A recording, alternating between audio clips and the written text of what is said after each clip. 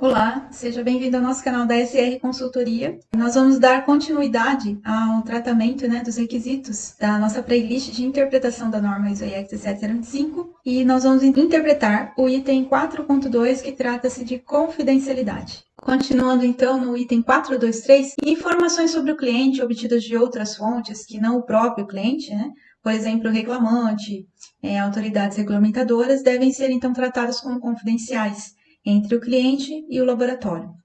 E o fornecedor, a fonte dessas informações, ele deve ser tratado pelo laboratório como confidencial e não pode ser compartilhado com o cliente, exceto se acordado com o cliente. Então, se é o caso do laboratório ele ser requisitado por algum órgão regulamentador, a gente vê bastante isso na área de saúde, na construção civil, por exemplo, com relação a perícias judiciais, na área de madeira, que é a minha área também, eu já presenciei alguma situação. Nesses casos, o laboratório não pode divulgar nem a fonte e, dependendo da informação desse reclamante ou desse órgão regulamentador, pode estar passando essa informação que ele recebeu, trocando essa informação com o cliente, ok? Então, um exemplo aqui que eu vou colocar para vocês, seria em um esquema regulatório que inclui a vigilância de mercado, por exemplo, balanças, uma balança de um açougue, por exemplo. Ou, por exemplo, aquele regulador de pressão que é utilizado na área de saúde. Então, o regulador pode informar o laboratório sobre questões relativas ao fabricante do produto. O laboratório ele pode até compartilhar certa informação com o cliente, fabricante do produto, mas ele deve proteger a identidade da fonte. O laboratório ele tem que salvaguardar essa questão de confidencialidade. Então, vocês veem que a confidencialidade aqui, ela permeia aí a gente vai ver mais um caminho, inclusive no 424, até então 2 caminhos, que é aquela questão de salvaguardar a propriedade intelectual do cliente e salvaguardar também as questões legais de um cliente externo, por exemplo, como um órgão regulador, que tem informação sobre aquele produto, daquele fabricante que o laboratório ensaiou,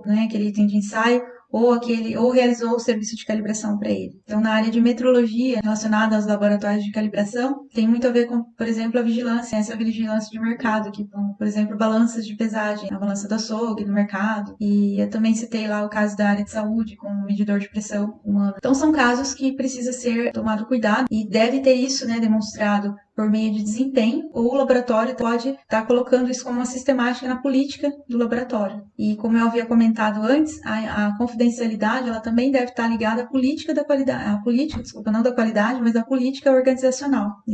Esse quesito ele deve ser demonstrado, por meio está inserido na política organizacional. E o item 424, ele fala que o pessoal, incluindo quaisquer membros de comitês, contratados, pessoal de organismos externos, ou indivíduos atuando em nome do laboratório, devem manter confidenciais todas as informações obtidas ou geradas durante a realização das atividades de laboratório, exceto quando exigido por lei. Eu comecei até, inclusive, abordando questões desse item aqui, quando eu dei exemplo na minha própria contratação como auditora ou como consultora às organizações, aos laboratórios. Auditores internos, serviços de calibração que vão adentrar os laboratórios, por exemplo, um laboratório de ensaio da empresa ou o próprio pátio industrial. Contratados, por exemplo, terceirizados da área de serviço de limpeza, por exemplo, de higiene e limpeza, quando é o caso. O próprio pessoal, quando subcontrata equipes de ensaio ou de calibração que o laboratório pratica subcontratação, também deve estar inserido nesse item de confidencialidade. Então, todo esse pessoal,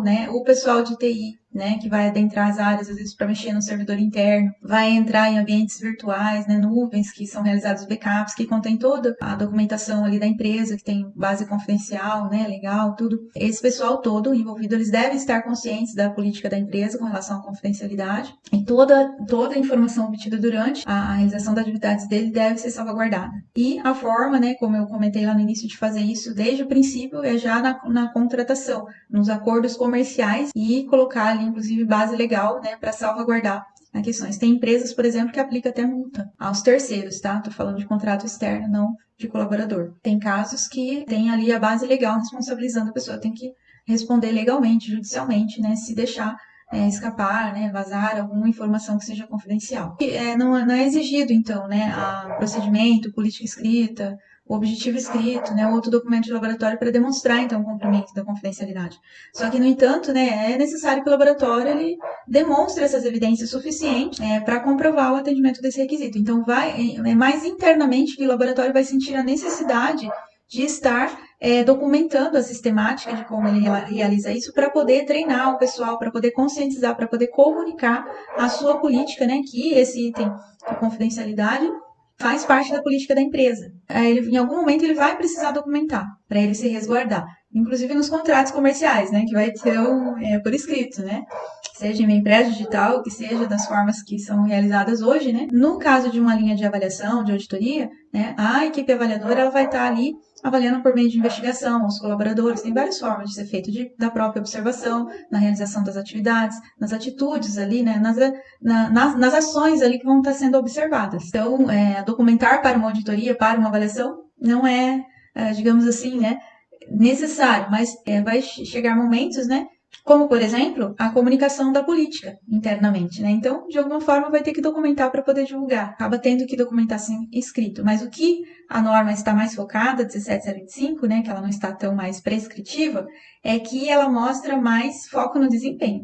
Se você faz ou se você não faz. Complementando, se há documentação, essa documentação deve ser colocada em prática, né? Deve ser comunicada, divulgada, tomadas devidas assinaturas, ciências de responsabilização, por meio desses colaboradores, desses terceiros também, parceiros que estão desenvolvendo no escopo relacionado à acreditação. Fechamos então com com a interpretação desse último item aqui, 424, a interpretação de todo esse requisito 42, e nós vamos agora só passar aqui um slide, no geral, resumidamente, como cumprir com esse requisito, como seria, assim, um suficiente, né, uma base para cumprir com esse requisito. Como é possível dar evidências de cumprimento desse requisito da norma? Então, primeiro, um procedimento. Pode ser, informando, além dos métodos para assegurar a confidencialidade do pessoal, ainda sua forma de autorizar o acesso de clientes e outras pessoas às suas áreas de ensaios e áreas gerais. Uma declaração também do cumprimento de confidencialidade do pessoal interno e externo, como fornecedores, por exemplo, comprometendo-se a informar quaisquer relações que coloquem em risco a confidencialidade de clientes do laboratório. Outra opção,